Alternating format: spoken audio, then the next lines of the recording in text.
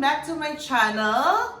I am Ronnie DR. Please don't forget to subscribe to my channel and also Facebook and Instagram. And now we're going to have again another informative vlog.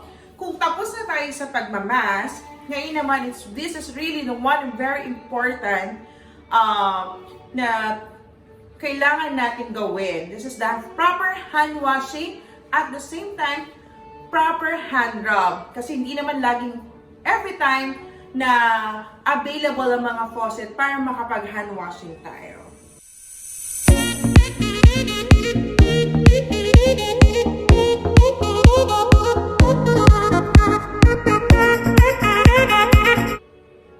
Proper hand washing or proper hand rub is very important because it will cut the chain of infection.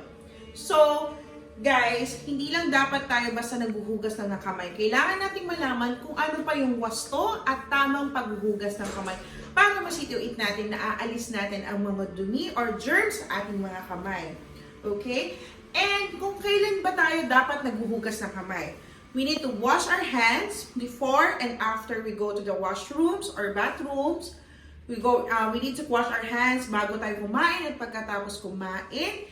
Every time, like for example, kapag umupo tayo, importante ang paghugas ng kamay. But syempre, hindi naman palaging-laging ang available ang mga faucet sa area natin, especially kung nasa work tayo, hindi naman tayo pwedeng lagi na lang tatayo.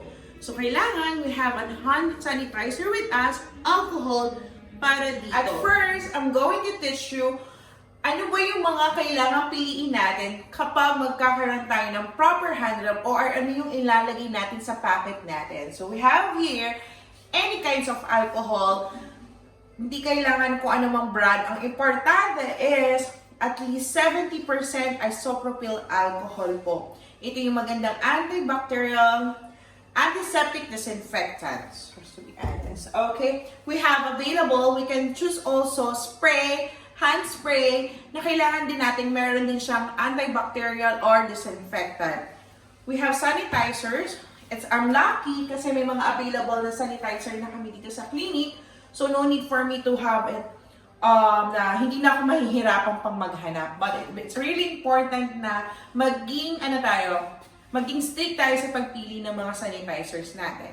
Okay, now guys, so I'm going to do first, the proper hand rub. So, and hand sanitizer, or any hand sanitizer with you. First, you have to get a proper amount of hand sanitizer. So, first, palm to palm. You have to do it like this, to spread. And next, you have this one. You have to put it on your fingers. Spaces on your fingers. And then do it on the other side. Then, you have to interlace your fingers like this and do it on your palm. The next one with this one is your back of fingers. You have to clean it. Clean it also this one. And thumb. And last but not the least, don't forget your nails. You have to do it like this and like this. After this, your hands are really clean and your hand sanitizer is already absorbed and dry on your hands. And now, I'm going to teach you on how to do the proper hand washing. First, you have to get ready. You need to have a clean tissue or any clean cloth with you. Second, you have the faucet should be ready. Any soap with antibacterial soap with you or any not harsh soap or at least disinfectant soap with you. Okay? First, open natin yung faucet. You have to wet your hands enough. Get your soap with you. Do it the same one. Palm to palm. Fingers interlace. Para malinis yung mga fingers natin. Yung side ng mga fingers. Do it also on the other side. You have to do it like this. Second, you have to do it like this. Interlace again and palm to palm. The back of the fingers on your palm. Other side also. And don't forget your thumb. And here. And do it the same, your fingers and the other one. After this one is everything is okay, you have to rinse it with water. Okay. Get a clean cloth with you. Then you have to close this one, throw it on the proper garbage, and get again to dry your hands.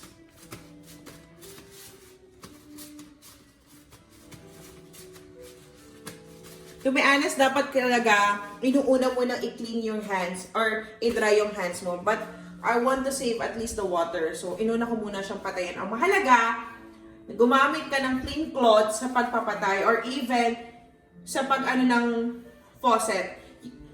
If the faucet ganito, you have to use a clean cloth. Pero kung ang mga faucet kaya ng braso, ng siko, pwede siyang mas gamitin pa gano'n. Pero kung hindi ka naman abot, so parang nagdumi ka lang. So mas maganda, you have to ready with you the clean cloth. At least tissue, it's fine. Okay? So, marunong na ba tayo mag-hand washing? I hope you guys comment down below kung nagawa naman natin ang tamang pag-handrub at pang-hand wash. I hope you guys learn from this video at na-enjoy nyo ang panonood dito sa video na to. Diba? Madali lang naman mag-handrub at mag-hand washing. Huwag natin kakalimutan to every time kasi napaka-importante nito para maputan yung tinatawag nating chain of infection or yung tinatawag na pagsalinsahin ng mga bacteria or microorganisms sa isang tao. Kasi once na naging malinis ang ating mga kamay, wala tayong worries kahit hawakan natin yung parts ng body natin.